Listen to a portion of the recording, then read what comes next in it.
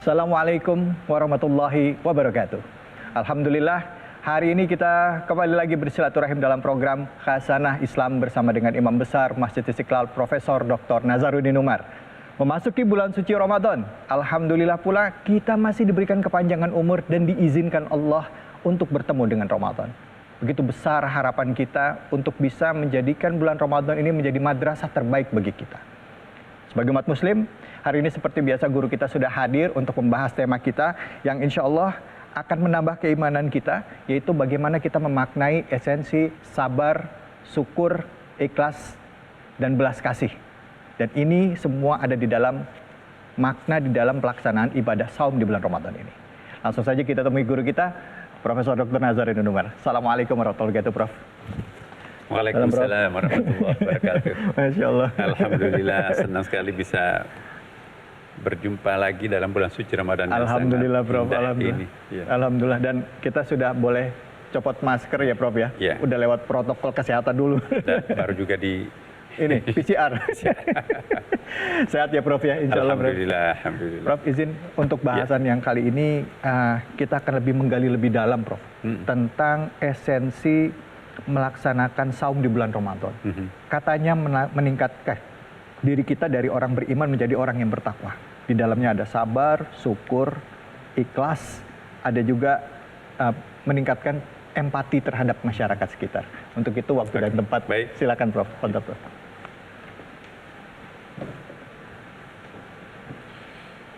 Bismillahirrahmanirrahim. Assalamualaikum warahmatullahi wabarakatuh. Waalaikumsalam. Alhamdulillah wa syukurillah wa salatu wassalamu ala rasulillah Sayyidina Habibina Muhammadin sallallahu alaihi wasallam, amma ba'd. Para pemirsa, kembali kita berjumpa lagi pada kesempatan yang sangat mubarakah ini. Kali ini kita akan membicarakan suatu barometer, satu ukuran untuk mengukur kadar puasa kita itu ada artinya, ada maknanya, ada efeknya pada diri kita atau enggak. Nah, salah satu kriteria atau beberapa kriteria yang kita akan kemukakan pada hari ini mengukur tingkat kesabaran kita, mengukur tingkat kesyukuran kita, mengukur tingkat keikhlasan kita, dan mengukur tingkat kasih sayang kita. Bahwa tingkatan-tingkatan kesabaran itu ada yang disebut dengan as-sabir, ada yang disebut dengan al-masabir, ada yang disebut dengan as-sabur. Ya, as-sabir ketika kita berada pada saat ini sabar yang paling standar ini. Ya, sabar dalam pengertian as-sabir ketika kita diejek orang, kita diam. Ketika kita difitnah orang, kita berlapang dada.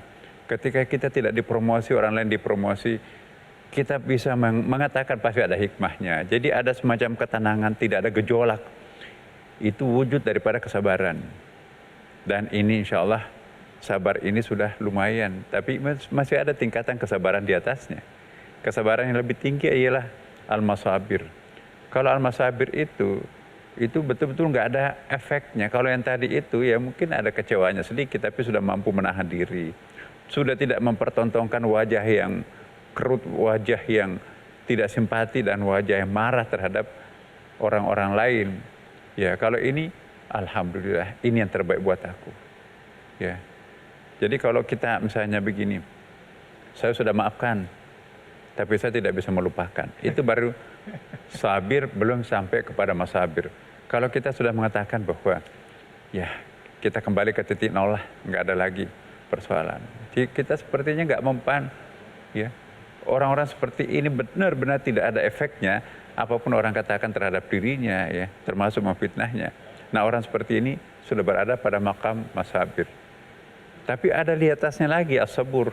Apa itu as-sabur? As-sabur itu seperti Asmaul Husna. Bahkan Asmaul Husna yang paling terakhir itu adalah as-sabur.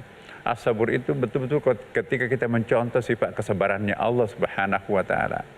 Ada orang jungkir balik menghina Tuhan, tapi Tuhan tetap memberikan hak. Diberikan nyawa, diberikan energi, tetap bisa menghirup oksigen gratisnya Allah SWT. Nah, jadi Allah seperti itu. Jadi dia tidak terpengaruh oleh apapun terhadap makhluknya. Mau jungkir balik kafir terhadapnya. Dia, pokoknya hari ini bukan hari pembalasan. Kalian nanti akan lihat, ya, di hari akhirat nanti apa efek dari perbuatan Anda. Tapi kalau masih sempat bertaubat, berarti Anda termasuk orang yang beruntung. Nah itulah as-sabur. Jadi sama sekali nggak pernah terganggu dengan apapun orang katakan pada dirinya. Kenapa? Karena dia sudah merasakan bahwa inilah yang terbaik dari Allah Subhanahu wa taala. Nah, kriteria berikutnya kan juga ada lagi yang kita sebut dengan syukur, ya. Tadi itu as-sabur, syukur. Jadi syukur itu juga bertingkat-tingkat ya. Ada memuji, hatinya busuk, mulutnya manis. Aku mendukung, oh hebat ya, tetapi padahal isi hatinya itu buruk tuh. Nah itu tamaddah, lain di hati, lain di mulut. Kalau seperti apa yang di hati dan apa yang keluar dari mulut, itu namanya tahmid. Kita memuji Allah, persis hati kita memuji seperti apa, mulut kita pun juga mengatakan alhamdulillahirabbil alamin. Di atasnya ada syukur. Bedanya tahmid dengan syukur. Kalau tahmid itu memuji tanpa action, tapi kalau syukur memuji tapi ayo saya traktir, ya, tanpa dukungan kerjasamanya teman-teman, nggak mungkin saya dipromosi. Itu baru bersyukur. Tapi kalau oh hebat ya, alhamdulillah, itu baru tahmid. Bersyukur itu ketika kita berbagi kebahagiaan, keceriaan terhadap teman-teman. Ya, itu syukur. Tapi di atasnya masih ada apa yang disebut dengan asyakur. Kalau syukur itu mensyukuri nikmat Allah. Ya, tapi kalau asyakur mensyukuri apapun yang datang dari Allah. Dia sangat yakin bahwa Allah itu maha baik, tidak mungkin ada sesuatu yang buruk dari yang maha baik itu kan. Kalau ditimpa penyakit, ya ini surat cinta terhadap saya ini. Ya, ada hadis Nabi, sehari kita ditimpa penyakit demam, Allah akan mengampuni dosa kita selama 1 tahun. Ya, setiap musibah dianggap sebagai surat cinta Tuhan. Tanda-tanda jika Allah mencintai hambanya, dia mendatangkan siksaan lebih awal, supaya nanti nggak usah transit lagi di neraka kan. Hanya karena kita tidak tahu apa hikmah di balik setiap musibah, maka kita mengeluh terhadap musibah. Nah kalau orang sudah sampai ke tingkat asyakur, dia hakul yakin, semua yang datang dari Tuhannya adalah baik untuknya. Menurut perasaan kita enggak, tapi ada ayatnya, asa antakrahu syai'an wa khairul lakum, wa asa an tuhibbu syai'an wa syarrul lakum. Ya, boleh jadi menurut engkau itu buruk, tapi di mata Allah itu baik. Boleh jadi menurut kita itu baik, tapi di mata Allah itu enggak bagus. Nah, orang yang sudah sampai ke tingkat asyakur ini, Masya Allah, luar biasa. Tapi Allah mengatakan, wa qalilum min ibadiyas syakur. Hanya sedikit orang yang sampai di tingkat syakur. Yang lainnya itu adalah syukur, lebih banyak lagi tidak bersyukur. Tentu kriteria lain yang kita juga akan bahas hari ini, yaitu bagaimana meningkatkan kualitas ar-rahmat rahmaniyah kita itu menjadi kualitas rahmat rahimiyah. Ar-Rahman beda dengan Ar-Rahim. Ar-Rahman itu sifatnya generik. Ar-Rahim itu spesifik. Ya kan? Ar-Rahman itu sifat kasih sayangnya Allah melimpah kepada siapapun juga. Ke tumbuh-tumbuhan, ke binatang, kepada manusia, termasuk orang kafir. Semua dapat itu sifat rahmat rahmaniyahnya Allah. Tapi khusus untuk rahmat rahimiyahnya Allah, itu luar biasa. Nah, apa perbedaan sifat rahmat rahmaniyah dan sifat rahimiyah? Insya Allah nanti kita akan lanjutkan setelah pesan-pesan berikut ini. Baik, Prof. Alhamdulillah. Baik, kita akan lanjutkan lagi setelah ini. Apa perbedaannya sifat rahmat, rahmaniyah, dan rahimiyah? Hanya di sini, di Metro TV tentunya, Khasanah Islam bersama dengan Imam Besar Masjid Istiqlal Profesor Dr. Nasaruddin. Semua kita peroleh dengan cara yang halal, pasti itu akan elegan. Bukan hanya dinikmati di dunia atau sesaat, tetapi itu nanti panjang usianya, panjang rasa nikmatnya, bahkan sampai menembus masa, menembus sampai kita ke akhirat nanti.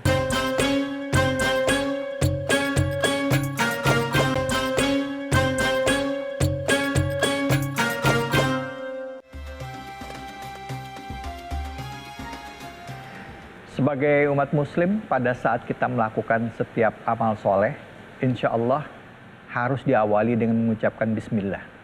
Bahkan di dalam mengucapkan ayat-ayat dalam Al-Quran diawali dengan kalimat bismillahirrahmanirrahim.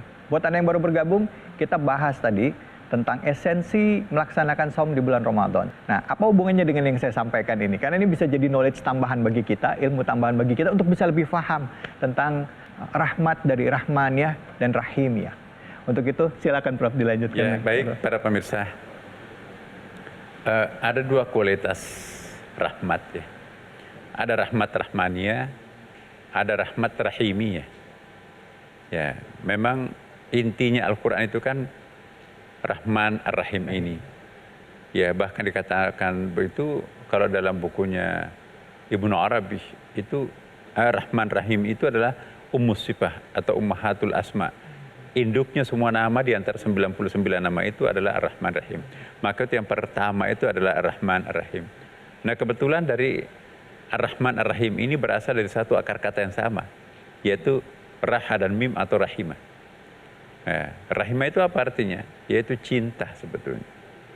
Ini menarik sekali ya, karena ada hadis Nabi SAW itu kalau Al-Quran itu yang terdiri 6.666 ayat itu dipadatkan, pemadatannya adalah surah Al-Fatihah. Dipadatkan surah Al-Fatihah itu pemadatannya ayat pertamanya itu Bismillahirrahmanirrahim.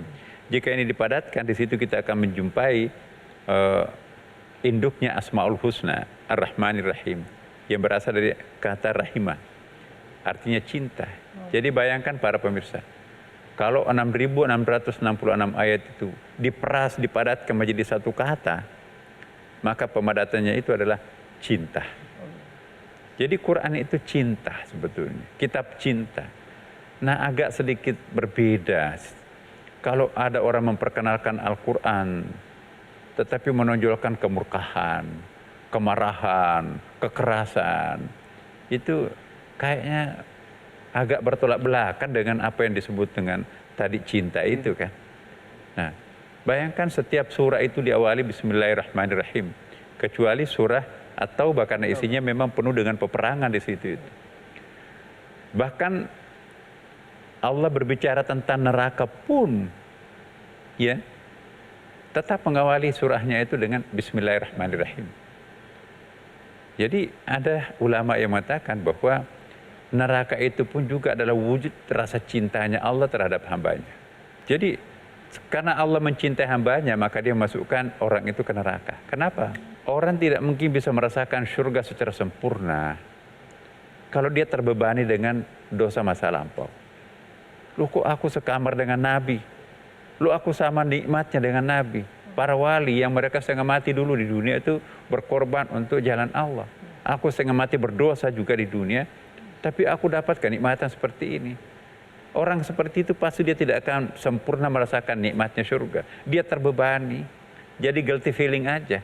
Rasa nggak enak lah merasakan surga seperti itu. Nah, setelah mereka dicuci perasaan seperti itu di neraka, nanti kalau sudah dicuci semuanya itu, tidak ada lagi rasa-rasa seperti apapun itu, dia bisa menikmati surga secara sempurna. Tidak ada beban masa lampau, aku kok nggak enak sama Tuhan. Dulu ketika aku hidup di dunia itu durhaka, dosa semua. Masa aku datang ke surga ini enak-enak aja dapat surga. Aku nggak enak. Teman-teman saya itu kan dulu memang kerjanya ibadah. Aku nggak pernah beribadah, dosa maksiat. Aku nggak enak menikmati surga ini. Maka itu setelah dicemplungkan di neraka, udah aku lupakan masa lampauku, aku berhak menikmati sepenuhnya juga surga ini. Itu ada penjelasan seperti itu. Nah, sekarang ini kita bulan suci Ramadan ini, bagaimana supaya kualitas rahmah ini kita tingkatkan dari rahmat rahmaniyah menjadi rahmat rahimiyah. Apa perbedaan rahmat rahmaniyah dan rahmat rahimiyah? Dalam kitab-kitab tafsir disebutkan rahmat rahmaniyah itu sifatnya generik. Semua ada pada orang lain juga, binatang juga ada, tumbuh-tumbuhan ada, benda mati juga ada, malaikat, jin, semuanya dapat itu. Dapat kuota dari Allah. Tetapi kalau rahmat rahimiyah itu hanya spesifik untuk orang-orang yang sangat beriman terhadapnya. Nah, kita ingin agar bagaimana rahmat yang generik itu kita meningkat kepada rahmat yang spesifik, ya, yang istimewa itu. Nah, rahmat rahimiyah itu sifatnya, ciri-cirinya adalah lebih eternal. Eternal itu lebih langgeng, lebih lama. Bukan hanya di dunia, tapi itu sampai di akhirat.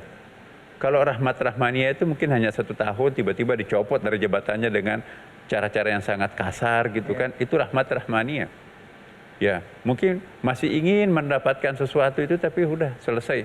Tapi kalau rahmat rahimiyah itu dari awal, menengah sampai terakhir, happy ending itu. Bahkan sampai di akhirat pun juga berlanjut. Makanya itu kita sering mengatakan ya, jadikanlah harta, properti dan sebagainya termasuk istri atau suaminya itu rahmat rahimiahnya. Kalau hanya rahmat rahmaniah itu hanya pasangan kita di dunia, tapi bukan kita lagi pasangannya di akhirat. Nah, pasangan abadi itu ialah rahmat rahimiah itu. Nah, sekarang dengan puasa ini kita di training bagaimana menjadi pencinta rahmat rahimiah. Puncak ketulusan keikhlasan itulah nanti yang akan melahirkan rahmat rahimiah. Semua kita peroleh dengan cara yang halal, pasti itu akan elegan. Bukan hanya dinikmati di dunia atau sesaat, tetapi itu nanti panjang usianya, panjang rasa nikmatnya, bahkan sampai menembus masa, menembus sampai kita ke akhirat nanti. Ya, anak-anak keluarga kita hidup damai di dunia, tapi juga hidup damai rukun lagi sampai di akhirat kelak. Nah, itulah hakikat dan makna apa yang dimaksud dengan rahmat rahimnya. Nah, karena itu para pemirsa, bulan suci Ramadan ini, marilah kita meningkatkan kualitas dari sabir menjadi masabir, akhirnya kita as-sabur. Ya kan? Dari tadinya mungkin kita kebiasaannya itu lain di mulut, lain di hati, itu tamadah, akhirnya kita tahmid. Satunya kata dengan perbuatan, satunya hati dengan mulut. Dan sampai juga nanti kepada tasyakur, ada action, bukan hanya memuji dengan mulut. Lalu kita nanti juga menjadi mukhlis, menjadi mukhlas, yang pernah kita bahas dulu kan. Ya. Jadi kalau mukhlis, mukhlas itu juga lebih tinggi mukhlas. Nah, kemudian kita merasakan nikmat yang kita peroleh ini bukan hanya rahmat rahmaniah, tapi insya Allah kita akan sulap, kita akan ganti, kita akan action menjadi rahmat rahimiah. Sehingga dengan demikian, apapun yang kita miliki di dunia ini, itu akan berkelanjutan sampai menjadi milik kita juga nanti di akhirat dengan intensitas dan kualitas yang lebih istimewa lagi. Para pemirsa, semoga bulan suci Ramadan ini insya Allah akan lebih bermanfaat bagi kita untuk meningkatkan kesadaran religius kita. Sehingga kita nanti akan mendapatkan kebahagiaan dunia sampai nanti di akhirat kelak. Demikian para pemirsa, wassalamualaikum warahmatullahi wabarakatuh. Waalaikumsalam warahmatullahi wabarakatuh. Silakan Prof. Kembali lagi, Masya Allah. Jadi ada perbedaan yang cukup signifikan adalah yang tadi rahmat rahmaniah itu hanya sementara, sedangkan rahimnya itu lebih eternal. Yeah. Bisa sampai ke nanti di alam yang berbeda gitu ya Prof ya. Gitu. Bulan Ramadan ini banyak orang yang menjalankan ibadah puasa Prof. Tapi kadangkala akhirnya selalu menjadi pembenaran bahwa ini kan bulan latihan, jadi wajar-wajar aja dong. Wajar-wajar aja dong marah, wajar-wajar aja dong kesel gitu. Akhirnya tidak sedikit juga, ada juga orang-orang yang mengatakan, jadi merasa Ramadan ini sebagai satu event tahunan aja Prof. Yang kita lewati. Tetapi tidak mendapatkan apa-apa seperti dikatakan oleh salah satu hadis, kecuali lapar dan dahaga. Gitu. Yeah. Nah, dari apa yang Prof sampaikan tadi, apa yang kira-kira bisa kita simpulkan Prof? Ya, pertama ya, Bapak Ibu sekalian, para pemirsa, perjalanan waktu itu harusnya juga mematangkan kita ya. Yeah. Mestinya semakin matang usia kita, semakin berlanjut usia kita, semakin berkualitas pula pandangan hidup kita, kesabaran kita makin meningkat, keikhlasan kita makin meningkat, keikhlasan kita pun juga makin, sampai kualitas batin kita pun juga semakin meningkat. Ya.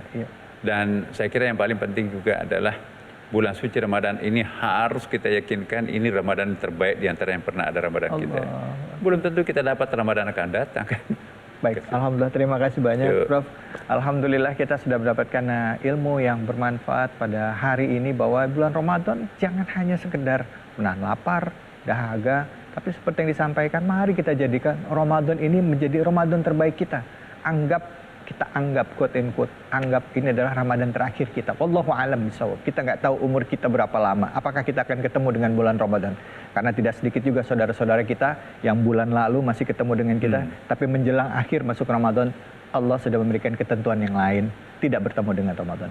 Mudah-mudahan kita bisa manfaatkan ini menjadi Ramadan terbaik kita dan melakukan yang terbaik. Insya Allah, Allah berikan keberkahan di bulan Ramadan ini bagi kita. Amin ya rabbal alamin. Prof, terima kasih waktunya Prof. Setelah ini kita akan dengarkan bahasan lanjutan dari Bapak Suki di PhD. Insya Allah akan membahas tentang tema yang sama tapi dari angle yang berbeda. Hanya di sini, di Khazanah Islam bersama dengan Imam Besar Masjid Istiqlal, Profesor Dr. Nazaruddin Umar. Momen Ramadan ini harus kita jadikan satu momen untuk mengasah kembali spirit kemanusiaan kita. Ya. Untuk berempati kepada mereka yang tidak seberuntung kita.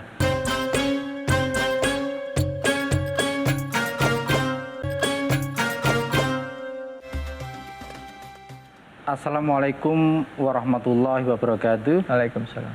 Pemirsa Metro TV yang berbahagia, momen Ramadan tentu saja bukan seremonial tahunan belaka, tetapi ini satu moment of truth, momen kebenaran. Karena itu kita tidak bisa menjalani Ramadan ini sekedar seremonial. Kita harus memberikan satu makna yang begitu berarti dalam kehidupan kita. Ya. Kehidupan beragama, kehidupan bermasyarakat, dan juga kehidupan berbangsa. Ya. Salah satu moment of truth, momen kebenaran yang kita gali dari spirit Ramadan ini adalah mengikat kita sebagai seorang manusia. Ya. A truly human person. Bahwa kita menjadi manusia yang otentik, yang merasakan rasa dahaga, rasa lapar, dengan menghayati pengalaman kemanusiaan itulah kita memiliki satu kepekaan, Masya Allah. satu penyegaran kembali tentang identitas kita sebagai manusia. Manusia yang punya rasa lapar, dahaga, berkat puasa itu kita memperoleh satu kepekaan, kepekaan kemanusiaan. Bahwa puasa membuat kita merasakan rasa lapar dan dahaga, dan dari situ lahir satu etika kemanusiaan untuk memberikan satu empati kepada mereka, the needy, orang-orang yang membutuhkan, the poor, mustadafin, mereka yang lemah, bukan karena mereka lemah, tapi karena memang strukturnya tidak menopang mereka untuk sukses, untuk menjadi orang berhasil. Karena itu momen Ramadan ini harus kita jadikan satu momen untuk mengasah kembali spirit kemanusiaan kita.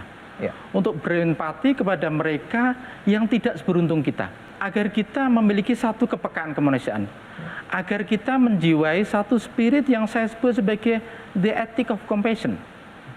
Ar-Rahman. Dan the ethic of loving kindness. Ar-Rahim. Compassion dan loving kindness ini berjalan beriringan. Terutama compassion dalam konteks belas kasih kemanusiaan. Kita lebih empati kepada mereka yang hidupnya serba terbatas, serba kekurangan, serba tidak punya makanan yang cukup, dan mereka puasa hampir tiap hari dalam kehidupan sehari-hari. Karena kekurangan mereka untuk memperoleh gizi, untuk memperoleh makanan yang sehat, dan karena itu puasa menumbuhkan satu spirit of compassion. Dan ini adalah Ar-Rahman dan Rahim. Dan karena itu kita harus mengikuti dan meladani nama Tuhan, sifat Tuhan yang indah, yang mulia, yang the most compassionate and the most merciful. Karena Tuhan Maha Pengasih dan Maha Penyayang, karena itu kita harus menerjemahkan pesan ketuhanan ini dalam kehidupan sehari-hari. Bahwa kita diperintahkan untuk memberikan satu sikap belas kasih kepada sesama.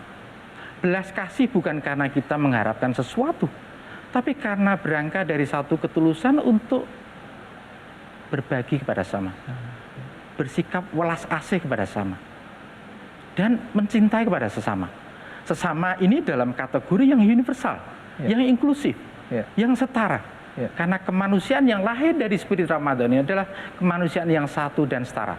Kita tidak membeda-bedakan agama, kita tidak membedakan warna kulit, dan kita tidak membedakan background, tapi kita memberikan satu sikap yang manusiawi. Truly human person. Menjadi seorang pribadi yang benar-benar otentik, yang berbuat sesuatu bukan karena self interest, bukan karena didorong oleh kepentingan ego, greedy, ketamakan. Tapi karena berangkat dari satu ketulusan untuk berbuat kemanusiaan kepada sesama, yang karena itu mereka butuh uluran tangan kita. Ya. Demikian. Nah, sekarang kalau kita lihat gini, Pak Dokter, sebagai umat Islam, kita menyadari bahwa dengan bulan Ramadan tadi dikatakan melatih diri untuk lebih bisa peka, lebih bisa punya kesadaran sosial yang tinggi. Betul. Gitu. Secara teori kita paham, Betul. sejak kecil kita paham secara teori, Betul. bahkan tidak sedikit saudara-saudari kita, bahkan termasuk diri kita sendiri yang melakukan itu, kasihan ya gitu. Tapi bukankah 1 bulan ini adalah masa madrasah kita untuk 11 bulan ke depan? Betul. Yang jadi pertanyaannya, bagaimana maintain ini selama 11 bulan ke depan? Apakah 1 bulan ini saja sudah cukup gitu? Dan atau ini cuma, makanya tadi kembali ke pertanyaan awal, apakah ini cuma sekedar seremonial di bulan Ramadan saja kita banyak berbagi, tapi selama 11 bulan ke depan muncul itu amarahnya kembali lagi, dendamnya kembali lagi, compassion, Rahman dan Rahim itu seolah-olah, walaupun tidak semuanya gitu ya, Islam yang kita yakini adalah Rahman dan Rahim, tapi seolah-olah hilang di umat Islam gitu, yang gampang tersulut dengan isu, gampang tersulut dengan perpecahan dan lain sebagainya. Yang jadi pertanyaan adalah, bukankah Ramadan itu sebagai madrasahnya kita untuk menghadapi 11 bulan ke depan? Rasanya sebagai umat Islam kita harus banyak introspeksi diri deh, gitu. Karena jangan sampai Ramadan itu tidak membekas dalam diri kita. Akhirnya kita jadi umat yang gampang disulut dengan perpecahan hanya karena beda pendekatan keislaman atau hanya karena perbedaan fikih. Akhirnya muncul umat yang penuh dengan amarah, yang reaktif dan lain sebagainya. Tapi nanti dijawabnya, Pak Dokter. Kita akan bahas lagi, tetap lainnya di sini di Khazanah Islam bersama dengan Imam Besar Masjid Istiqlal Profesor Dr. Nazaruddin Umar. Mengenal satu sama lain itu menjadi satu pesan yang dititahkan oleh Tuhan, tapi juga menjadi amanah dari pendiri bangsa agar kita mengenal satu sama lain.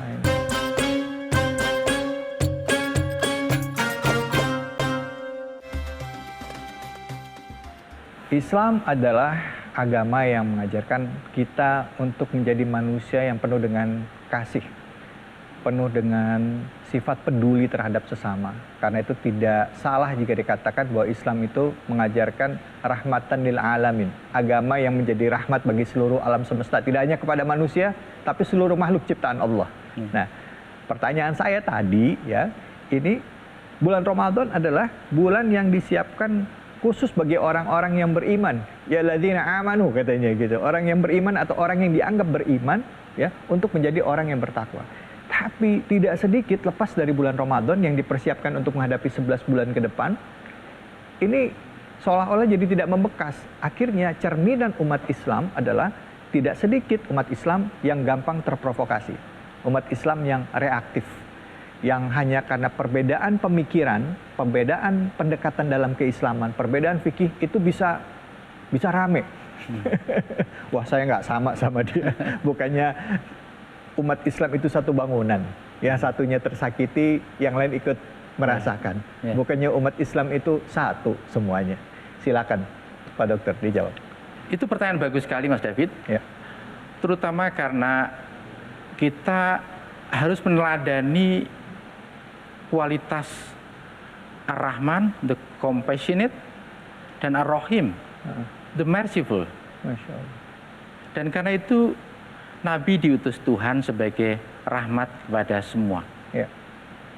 Dan Islam yang diajarkan oleh Nabi, diajarkan kepada umat, adalah Islam yang memberikan satu mercy for all people. Masya Allah. Mercy for all humankind. Masya Allah. Dan karena itu Islam yang perlu kita tegakkan adalah Islam yang selalu memberikan rahmat kepada sesama, kepada semua umat manusia. Semua umat manusia. Semua umat manusia. Tidak hanya umat Islam saja. Tidak hanya umat Islam. Ya.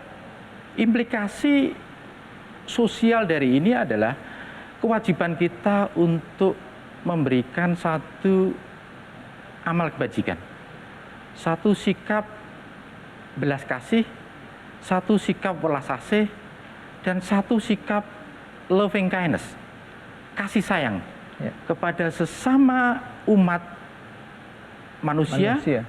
Dimanapun, apapun agamanya, apapun backgroundnya, itu harus menjadi pegangan kita. Dan Islam yang rahmatan lil alamin inilah yang perlu kita tegakkan. Karena itu di tengah misalnya umat Islam berbeda pendapat, di dalam aja nih internal di dalam internal kan suka berbeda pendapat kita harus ingat pesan Tuhan bahwa kita diikat oleh tali persatuan. Allah. Tali persatuan ini yang harus kita perkokoh di tengah perbedaan, di tengah polarisasi umat, di tengah fragmentasi umat. Karena itu filsafah kita, moto bangsa kita adalah Bhinneka Tunggal Ika. Bahwa kita menyadari bahwa kita memang berbeda dan bahkan Tuhan menciptakan kita bersuku-suku, berbangsa-bangsa bukan untuk saling membenci satu sama lain. Bukan untuk saling menghadik satu sama lain.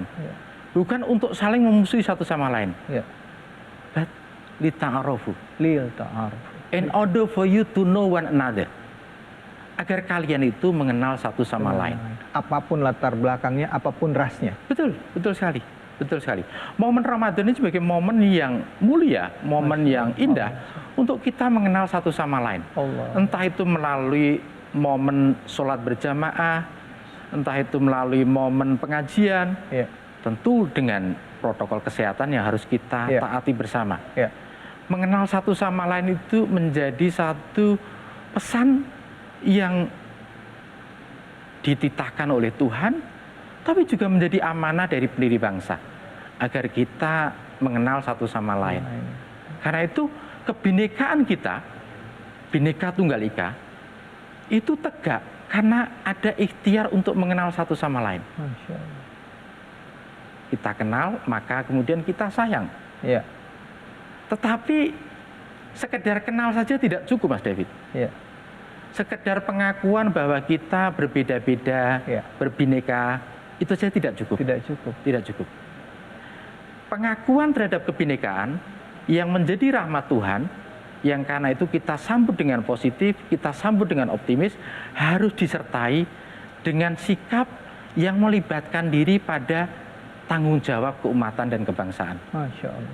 Jadi setiap kita dituntut untuk terlibat, active engagement, terlibat secara aktif untuk peka kepada sesama, untuk peduli terhadap republik ini, untuk menegakkan persatuan, untuk menegakkan keadilan, untuk menegakkan persamaan. Karena semua ini pesan Quran. Karena itu umat Islam semakin dekat dengan Quran, semakin toleran. Karena Quran mengajarkan prinsip tentang persamaan, prinsip tentang keadilan, prinsip tentang pemuliaan harkat dan martabat manusia, prinsip tentang pentingnya kita menjaga satu etika welas asih, spirit kemanusiaan. Semua pesan-pesan mulia ini harus dijiwai dan menjadi internalisasi dalam kehidupan umat Islam. Dan karena itu tipe Islam, wujud Islam yang perlu kita kembangkan dalam konteks yang kebinekaan ini adalah Islam rahmatan lil alamin. Islam yang rahmatan lil alamin. Memangnya Islam tidak rahmatan lil alamin? Nah, itu pertanyaan menarik. Karena apa? Karena seringkali satu sisi kita mendapatkan pesan Quran Islam rahmatan lil alamin, tetapi sedikit dari umat Islam tidak menjiwai spirit itu. Sehingga mereka berorientasi secara sektarian. Kadang terlibat pada hoax, pada fitnah. Padahal itu sesuatu hal yang dilarang Quran. Karena itu cara terbaik umat Islam untuk meneladani satu sikap yang diberikan oleh Nabi Muhammad adalah dengan kembali kepada Quran, menjiwai spirit Quran yang diwujudkan dalam bentuk keteladanan Nabi besar Muhammad SAW. Rahmatan lil alamin tadi. Rahmatan lil alamin. Allahu Akbar. Baik. Masya Allah. Terima kasih banyak Pak Dokter. Silakan Pak Dokter bisa kembali lagi duduk di sini. Alhamdulillah kita dapat ilmu ini dari Pak Dokter Sukidi ini. Jadi bisa disimpulkan bahwa Islam itu sudah pasti rahmatan lil alamin. Tapi umatnya, kalau ada umatnya yang masih menyebarkan kebencian, masih memecah belah umat Islam sendiri, tidak peduli terhadap bencana atau kesulitan terhadap sekitar, tidak menjaga lingkungan, berarti dia belum benar-benar menjiwai Islam itu sendiri. Belum benar-benar menjiwai Islam dan belum benar-benar menjiwai pesan Quran itu sendiri. Quran ya, belum menjiwai pesan Quran itu sendiri. Ya Allah, ya Karena Rabbi. itu semakin kita dekat kepada spirit utama yang diajar Quran, kita semakin menjadi Muslim yang berkualitas. Muslim yang menegakkan spirit keadilan. Allah. Muslim yang menegakkan spirit persamaan. Muslim yang menegakkan spirit diversity. Loving diversity. Ya. Cinta pada perbedaan. Lil ta'arufu tadi. Untuk saling mengenal satu sama lain. Lil ta'arufu. Karena in order for you to know one another, itu kita harus membuka diri terhadap orang yang berbeda agama, berbeda suku, berbeda background, pada siapapun. Oke. Di tengah era yang seperti sekarang gini, Pak Dokter, ya, informasi begitu cepat kita dapatkan, ya, baik yang benar maupun yang hoax. Kira-kira untuk memaknai ini, Pak Dokter, untuk jadi kesimpulan kita, ya, apa yang harus jadi perhatian bagi umat Islam dan bagaimana bisa memaknai Ramadan ini sebagai madrasah terbaik sehingga akhirnya benar-benar menjadi umat seperti yang diharapkan dalam Al-Quran, yang memiliki belas kasih, memiliki jiwa semangat rahmatan lil alamin tadi, rahmat bagi seluruh alam semesta. Silakan, Pak Dokter. Pertama, tentu saja umat Islam perlu banyak tadarus Quran. Tadarus ini luar biasa, tetapi tadarus saja tidak cukup. Umat Islam harus berangkat untuk menjiwai makna-makna yang diajarkan Tuhan kepada Muhammad dan Muhammad kepada sahabat dan umatnya. Dan itu pertama. Dengan mengkaji dan melakukan satu penjiwaan terhadap nilai-nilai keislaman, nilai-nilai Quran, insya Allah umat Islam akan maju. Umat Islam akan memberikan satu sumbangsih kepada negeri ini. Masya Allah, Masya Allah. Itu pertama. Yang kedua, juga harus muncul satu kesadaran kebinekaan. Bahwa kita ini diciptakan Tuhan secara berbeda-beda untuk saling mengenal satu sama lain. Karena itu kesadaran kebinekaan itu harus muncul pada umat Islam agar mereka menyadari bahwa kita memang berbineka, berbeda-beda, tetapi kita selalu diikat oleh persatuan. Persatuan ini yang mengikat kita untuk tujuan bersama, tujuan beragama, tujuan bernegara, agar kita semua menjadi umat yang maju dan bangsa yang maju. Yang ketiga, tentu saja yang tak kalah pentingnya, umat Islam harus menjiwai satu kesadaran bahwa kita semua adalah setara. Kita diciptakan Tuhan secara setara, kita memperoleh hak yang setara, dan karena itu kita perlu dan wajib diperlakukan secara setara. Pesan kesetaraan ini penting sekali kita wujudkan. Karena apa? Karena seringkali kita mengalami diskriminasi, kita mengalami intoleransi. Karena itu Tuhan memandang kita bukan karena rasnya, bukan karena backgroundnya, tapi karena ketakwaan kita kepada Tuhan. Dan siapa yang paling bertakwa di antara kita, hanya Tuhan yang tahu. Karena itu jangan pernah merasa kita yang paling bertakwa. Jangan pernah merasa kita paling suci. Dan jangan pernah merasa kita paling hebat. Harus selalu diiringi sikap humility, sikap kerendahan hati. Karena apa? Karena hanya Tuhan yang tahu siapa di antara kita yang paling bertakwa. Karena itu beragama harus selalu ditopang oleh sikap yang rendah hati. Sikap yang penuh kesantunan. Humility. The ethic of humility ini harus selalu menjadi panduan kita dalam kehidupan berbangsa, bernegara, dan bermasyarakat. Sehingga tercipta kerukunan antar umat beragama, tercipta sikap welas asih, sikap loving kindness, Ya. sikap sayang kepada sesama. Ya. Dan Oke. sikap sayang kepada sesama inilah yang mestinya menjadi satu ukuran keislaman kita dan juga sekaligus ukuran kebangsaan kita. Masya Terima Allah. kasih Mas David. Masya Allah, Alhamdulillah. Terima kasih banyak ini pencerahannya bagi kita semua. Setelah tadi di segmen 1, segmen 2, pemirsa kita mendapatkan pencerahan dari Profesor Dr. Nazaruddin Umar dan Pak Dr. Sukidi atau Pak Sukidi PhD tadi juga sudah menjelaskan kepada kita tentang esensi yang harus didapatkan umat Islam, maksud saya di dalam bulan Ramadan, ya, yaitu menjadi hamba Allah yang penuh dengan kasih, yang memaknai perbedaan untuk sebagai satu cara bagi kita untuk saling mengenal satu sama lainnya, apapun latar belakang kita. Dan satu quote yang paling penting tadi, adil, Betul. ya, kesetaraan. Betul. Karena kalau kita sholat Jumat kan sering kita dengar tuh, Innallaha ya'muruna bil adli wa ita'il qurba wa yanha 'anil fahsya'i wal munkari wal baghi. Ya, artinya Allah memerintahkan kita untuk berlaku adil. Betul. Ya. Walaupun sebenarnya ini jadi satu sifat juga bagi umat manusia, bukan umat Islam, tapi umat manusia. Dimanapun pada saat menjadi majority, minta mendapat privilege.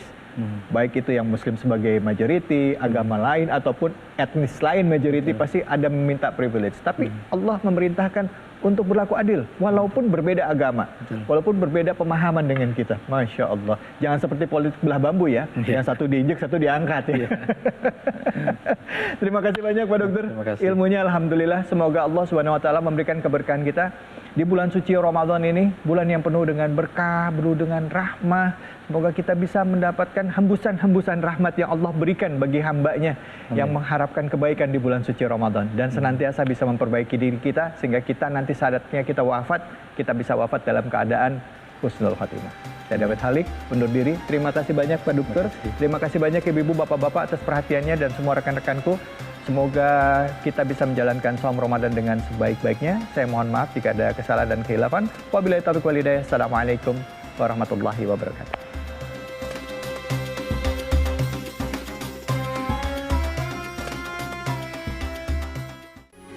Metro TV